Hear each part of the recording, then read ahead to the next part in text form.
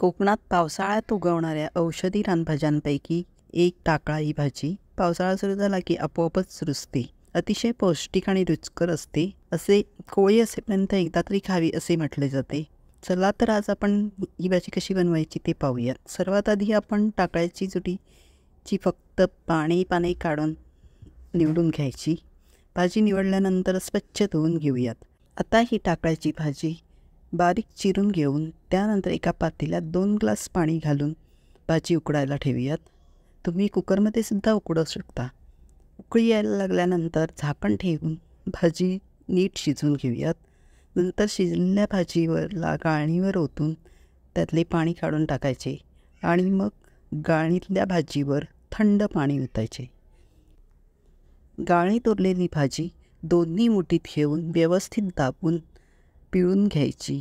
त्यातलं पाणी अगदी पूर्णपणे काढून घ्यायचं. पाणी पिळून काढल्यामुळे भाजीचा तुरटपणा कमी होतो. आता भाजी पिळून घेतल्यानंतर तयार झालेले गोळे सोडवून भाजी मोकळी करून घ्यायची. बिलकुल गठ्ठे ठेवायचे नाहीत.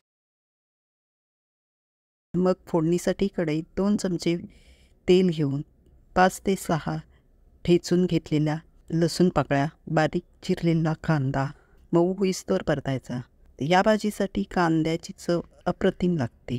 2 चमचे लाल मिरची पावडर, अर्धा चमचा हळद, चिमूटभर हिंग घालून उकडलेली भाजी घालून छान परतून घ्यायचे आणि मग चवीपुरेसे मीठ टाकून झाकण ठेवायचे. भाजीला छान वाफ द्यायची. सर्वात शेवटी भाजीवर असेल तर ओल्या नारळाचा पाववाटी किस पेरायचा. किस नसेल तरी चालेल. परत एकदा झाकण ठेवून वाफ द्यायची. आता आपली खमंग आणि सर्व गुण संपन्न अशी टाकळ्याची भाजी तयार आहे. भाकरी किंवा चपातीसोबत या भाजीची चव अत्यंत रुचकर लागते. अशाच प्रकारचे अजून व्हिडिओ पाहायचे असतील तर या प्लेलिस्टवर क्लिक करा आणि लाईक आणि सबस्क्राईब करून चॅनलला सपोर्ट करा.